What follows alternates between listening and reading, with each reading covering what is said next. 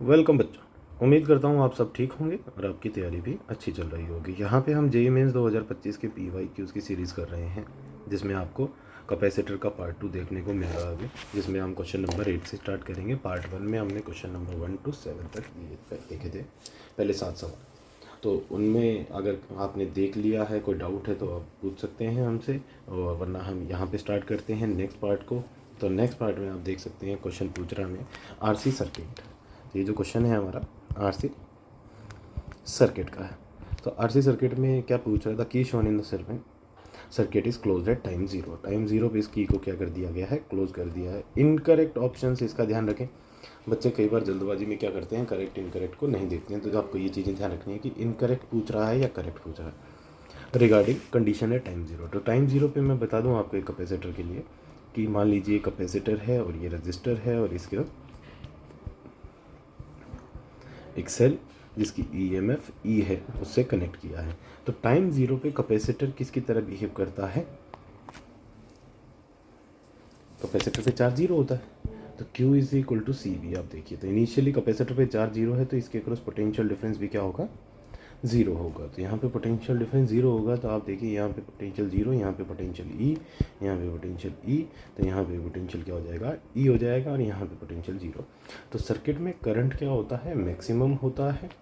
Charge capacitor पे zero होता है, and potential difference across capacitor भी क्या होता है, ज़ीरो होता है। पोटेंशियल डिफरेंस अक्रॉस रजिस्टर क्या होता है, मैक्सिमम होता है। और जैसे जैसे टाइम बीतेगा कैपेसिटर पे चार्ज आना शुरू होगा, जिसकी वजह से हम कहेंगे कि कैपेसिटर के ऊपर टाइम बढ़ने पे पोटेंशियल डिफरेंस बढ़ेगा, इसके क्रॉस पोटेंशियल डिफरेंस घटेगा, जिसकी वजह से करंट भी सर्किट में घटेगा और चार्ज बढ़ेगा कैपेसिटर पे। और टाइम इन्फिनिटी पे क्या हो जाता है, करंट जीरो हो जाता है, चार्ज मैक्सिमम हो जाता है, potential difference across capacitor max हो जाता है।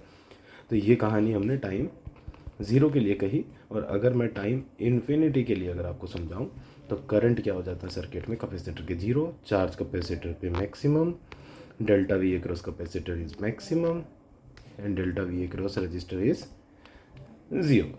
अगर ये सिंपल RC सर्किट है तो इसके बेसिस पे हम इन क्वेश्चन ऑप्शंस को देखते हैं और चेक करते हैं। The current in the circuit is zero.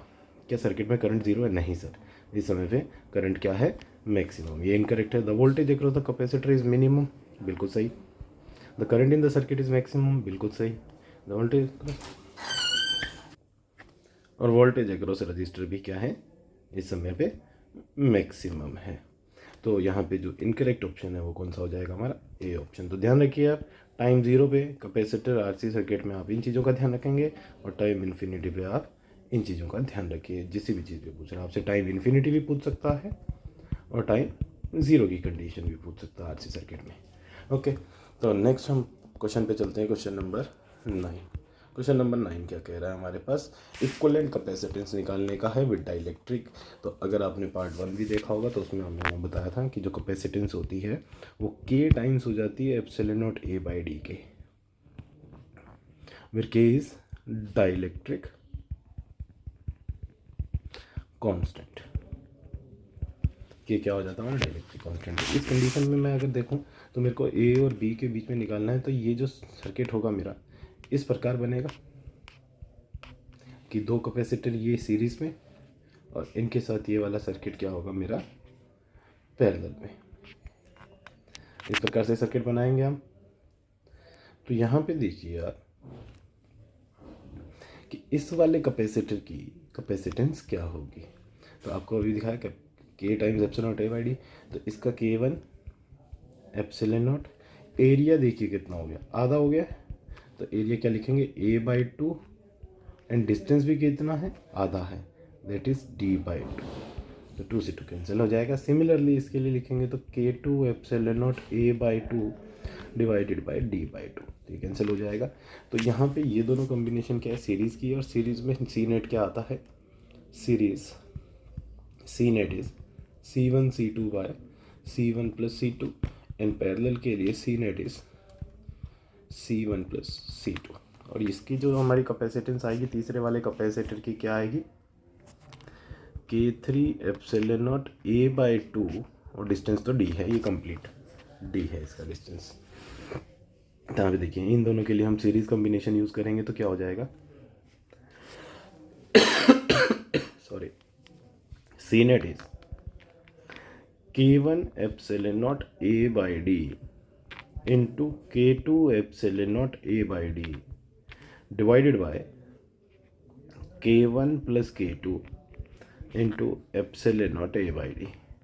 ये तो आया मेरा ये सीरीज कम्बिनेशन का रिजल्ट, और पैरेलल में इसके साथ करेंगे तो दोनों को ऐड कर देंगे, तो इसके साथ ही ऐड कर दूंगा मैं K3 epsilon naught A bye 2D। तो इसको सॉल्व कर लेते हैं हम। तो यहाँ से देखिए epsilon naught A by D, epsilon naught A by D cancel हो गया, और epsilon naught A by D हम कॉमन भी ले लेते हैं। यहाँ से K1 K2 bye K1 plus K2, यहाँ से आ जाएगा K3 बाय 2। तो C net is finally epsilon naught A by D into 2K1 K2 plus K1 K3 plus K2 K3 divided by 2 times of K1 plus K2। तो this is our final answer. तो अगर आप देखें तो कौन से part से match हो रहा है ये हमारा, 2 times of K1 K2 K2 K3 and K1 B option I think. तो इस प्रकार हम इन क्वेश्चंस को सोल्व करते हैं। आपको ऐसा सवाल आपको पार्ट 1 में भी देखने को मिलेगा, जहाँ पे हमसे C1/C2 का रेशियो पूछ रहा था। इसी तरह से डाइलेक्ट्रिक इंसर्ट किए गए थे, एक बार एरिया में डिवाइड किया गया था और एक बार लेंथ में डिवाइड किया गया था, और यहाँ पे दोनों केसेस हो गए हैं। तो इस प्रकार के क्वेश्चन पूछने के चांसेस मेंस में ज़्यादा रहते हैं। तो इस कंसेप्ट को आप एक बार फिर से ज़रूर देखना। चलिए नेक्स्ट क्वेश्चन पे चलते हैं। A capacitor is charge by the battery to charge Q1। एक कैपेसिटर को चार्ज कर दिया बैटरी से। तो मान लीजिए मेरे पास एक कैपेसिटर है जिसकी कैपेसिटेंस C, इसको बैटरी Q1 से बैटरी के द्वारा एक इसको Q1 चार्ज दे दिया। Now battery is disconnected, battery disconnect कर दी। अब इसके अंदर क्या डाल रहे हैं, डाइलेक्ट्रिक स्लैब डाल रहे हैं। तो इसकी कैपेसिटेंस K टाइम्स हो जाएगी gap of the fluid. Now the charge on the capacitor is. अब देखो एक बात बताओ, दो केसेस होते हैं जब बैटरी डिस्कनेक्टेड है, बैटरी डिस्कनेक्टेड, जब बैटरी डिस्कनेक्टेड है तो अब तुम मुझे बताओ कि कुछ कनेक्शन नहीं है, ये ऐसा ये कुछ, तो ये वाली प्लेट पे जो चार्ज है वो हवा में उड़ के कहीं थोड़ी जाएगा, ये चार्ज चेंज होने वाला नहीं है। तो बैटरी डिस्कनेक्टेड पे डाइलेक्ट्रिक इंसर्ट करते हैं तो चार्ज क्या रहता है, सेम रहता है। तो Q1 और Q2 का रेशियो पूछ रहा है, तो यहाँ पे Q1 और Q2 का रेशियो क्या आ जाएगा, 1 आ जाएगा। बड़ा ही सिंपल सा क्वेश्चन था। अगर आपको ये चीज़ें पता है तो देखो दूसरी चीज़ होती है इस क्वेश्चन से थोड़ा सा हट के मैं आपको यहाँ पे बताना चाहता हूँ कि डाइलेक्ट्रिक इंसर्शन के 2 काम होते हैं, एक तो बैटरी डिस्कनेक्ट करके और एक बैटरी कनेक्टेड पे। अगर बैटरी कनेक्टेड रहती है यहाँ पे इस प्रकार से, अगर मैं कहता कि V वोल्ट की बैटरी कनेक्टेड है, पहले इस पर Q1 चार्ज था, माइनस Q1 चार्ज था, अब मैंने इसमें डाइलेक्ट्रिक घुसा दिया है। तो डाइलेक्ट्रिक इंसर्ट करने से क्या होगा, अब क्या है कि ये चार्ज इस वाली प्लेट से कनेक्टेड है तो ये मूव कर सकता है, तो चार्ज सेम नहीं रहेगा, but voltage difference across capacitor plate क्या रहेगा, सेम रहेगा। और इन केस में क्या रहता है, चार्ज सेम रहता है और वोल्टेज सेम नहीं रहता, बैटरी डिस्कनेक्टेड और बैटरी कनेक्टेड के। और इसके बेसिस पे आप चीज़ों को चेक कर सकते हैं कि एनर्जी के साथ क्या हुआ। एनर्जी पूछ सकता है आपसे इन क्वेश्चन में कि एनर्जी आपको पता ½ CV² है, तो इस वाले केस में एनर्जी हमारी चेंज नहीं हो रही है, बट इस केस में हमारी क्या बैटरी लगाई है हमने, तो एनर्जी किसी में चेंज हो रही है, किसी में चेंज नहीं हो रही। तो ये कंडीशन होती है हमारी। तो इस क्वेश्चन में बेसिकली सिंपल बैटरी डिस्कनेक्टेड का केस था। चलिए नेक्स्ट क्वेश्चन पे चलते हैं। ये भी RC सर्किट का क्वेश्चन है, करंट पूछ रहा है। करंट कब पूछेगा, स्टेडी स्टेट पे। स्टेडी स्टेट क्या होता है बेटा, steady state is when capacitor is fully charged. और जब कैपेसिटर फुली चार्ज होता है तो करंट थ्रू कैपेसिटर इज 0। तो यहाँ से करंट क्या जा रहा है, 0। तो कहने का मतलब इसके आगे के सर्किट में कोई करंट नहीं जा रहा है। तो टोटल करंट पूछ रहा है, तो इसको हम कैंसिल आउट कर देते हैं। तो मेरे पास जो फाइनली सर्किट बचा जो भी कैपेसिटर वाली लाइन ब्रांच है, देखो कैपेसिटर से कोई करंट नहीं जाएगा तो आगे पूरे सर्किट में कोई करंट जाने वाला नहीं है। तो यहाँ पे जो सिंपल सा सर्किट बचा मेरे पास, R, this is R, R, R, R और एक ही आर, सभी रेजिस्टेंस कितने हैं, आर हैं। वैसे सिंपल करंट इलेक्ट्रिसिटी का सवाल हो गया हमारे पास। तो मैं कहूँगा ये आर और आर क्या हो गए सीरीज़ में, दैट इज़ 2R, और ये आर क्या है इनके साथ पैरेलल में। तो कितना हो जाएगा 2R into R by 3R। तो नेट रेजिस्टेंस कितना आ गया 2R/3 इन तीनों का। यहाँ पे ये इसके साथ क्या है सीरीज़ में है, तो plus R that is 5R/3। इसके भी साथ हो गया 5R/3, इस वाले रेजिस्टेंस के साथ क्या है पैरेलल में, तो that is 5R/3 into R/8R/3। तो R/3 cancel, that is 5R/8। और ये रेजिस्टेंस इसके साथ क्या है हमारा सीरीज़ में पूरे सर्किट के साथ, तो this is plus R that is 13R/8। बाकी जिस भी प्रकार आप नेट रेजिस्टेंस निकालते हैं आप चेक कर सकते हैं। तो इस पूरे सर्किट का नेट रेजिस्टेंस कितना है 13R/8।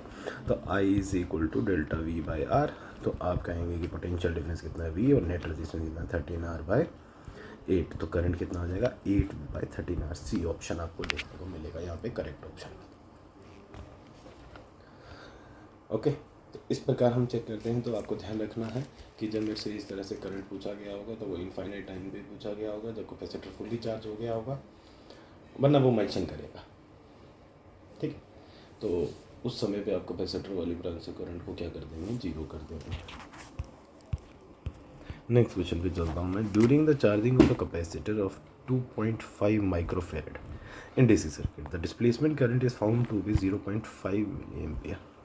Find the rate of change of voltage with respect to the time. D V by D T बताना है। तो आप देखिए कि जो डिस्प्लेसमेंट करंट होगा that is D Q by D T, and we know that Q is equal to C V. तो ये हो जाएगा C D V by D T. और सिंपल सी कहानी, D V by D T आपसे पूछ रहा है तो D V by D T is displacement current by capacitance, and displacement current is 0.25 into 10⁻³ milli henry ampere है, सॉरी।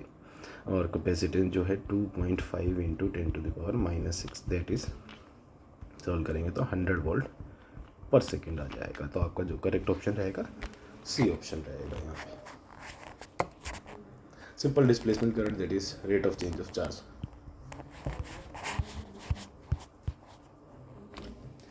नेक्स्ट 13 क्वेश्चन क्या पूछ रहा है हमसे। The distance between two parallel plate capacitor is D and area is A of the plate. E is the electric field. Find the energy stored in the capacitor. तो last part में यहाँ देखा energy stored per unit volume is half epsilon not E square.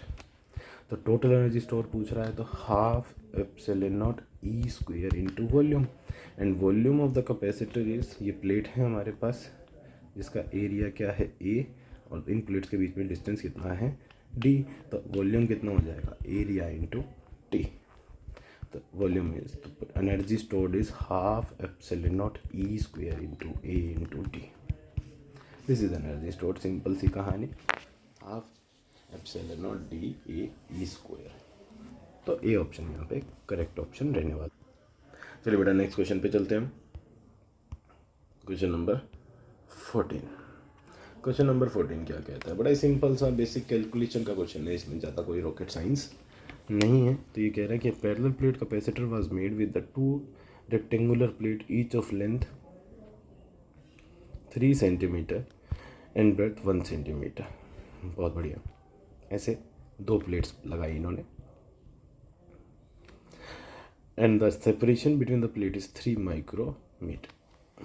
Out of which of the following ways to increase the capacitance by factor of 10। तो पहले इसकी capacitance देखिए कितनी है, epsilon not into area that is 3 into 10⁻² into 10⁻² divided by 3 into 10⁻⁻6। तो ये हो जाएगा हमारा कैपेसिटेंस इज 10⁻², तो 100 एप्सिलॉन नॉट। अभी जो हाल फिलहाल हमें कैपेसिटर ये डायमेंशन दी हुई है, इसमें कैपेसिटेंस आ रही है 100 एप्सिलॉन नॉट। अब मुझे कह रहा है कि बाई फैक्टर ऑफ 10, तो मतलब मुझे जो रिक्वायर्ड कैपेसिटेंस है वो कितनी होनी चाहिए, 1000 एप्सिलॉन नॉट। अब चेक करना पड़ेगा मुझे एक एक पार्ट में सोल्व करके। तो ए पार्ट में अगर मैं चेक करूँगा तो मेरा जो कैपेसिटेंस होगा that is epsilon not into 30 into 10 to the power -2, 1 into 10 to the power -2 by 1 into 10 to the power -6। Sorry. तो आप देखेंगे यहाँ पे ये 3 का फैक्टर रहेगा, जिससे मुझे ये 10 टाइम्स तो मिलने वाला नहीं है, तो इसको आपको सोल्व करने की ज़रूरत भी नहीं है। तो बी पार्ट आप देखेंगे epsilon not into 3 into 10 to the power -2 into 1 into 10 to the power -2 divided by 30 into 10 to the power -6। आप देखेंगे यहाँ पे ये 3 का फैक्टर कैंसिल तो होगा, बट डिवाइडेड बाय 30 तो ये बाय 10 हो जाएगा, तो ये भी मुझे करेक्ट ऑप्शन मिलने वाला नहीं। सी पार्ट आप देखेंगे epsilon not into 6 into 10 to the power -2 into 5 into 10 to the power divided by 3 into 10 to the power -6। तो ये हो जाएगा 10 टू द पावर -2। तो यहाँ से आपको एक 10 का फैक्टर मिलेगा, तो इसकी कैपेसिटेंस 1000 एप्सिलॉन नॉट आएगी। इसी प्रकार आप डी पार्ट को देखेंगे तो यहाँ पे डिवाइडेड बाय 10 माइक्रोमीटर है, तो यहाँ पे भी आपको मिलने वाला नहीं है। तो यहाँ पे 5 इंटू 2 टाइम्स हो रहा है, दैट इज़ 10 टाइम का फैक्टर आएगा। तो आपको यहाँ पे भी आपको कैपेसिटेंस 1000 एप्सिलॉन नॉट मिलने वाली है। आप सोल्व करके चेक कर सकते हैं, और इसमें भी आपको 1000 एप्सिलॉन नॉट। तो यहाँ पे सी और ई वाला ऑप्शन करेक्ट होगा। ऑप्शन इस प्रकार थे इसमें C and E only, A and B only, तो वहाँ पे हम करेक्ट करेंगे सी एंड ई ओनली वाला ऑप्शन। चलिए बेटा नेक्स्ट पार्ट पे चलते हैं। नेक्स्ट पार्ट क्या कह रहा है, 15th question. The capacitor C1 and C2 are connected across the same battery and store energies U1 and U2 respectively in study state. तो आप देखिए दोनों कैपेसिटर पे आपको करेक्ट ऑप्शन चूज करना है कि C1 बड़ा है या C2 बड़ा है। तो Q is equal to CV, same battery से मतलब V सेम, तो जिस पे चार्ज ज़्यादा मतलब उसकी कैपेसिटेंस ज़्यादा।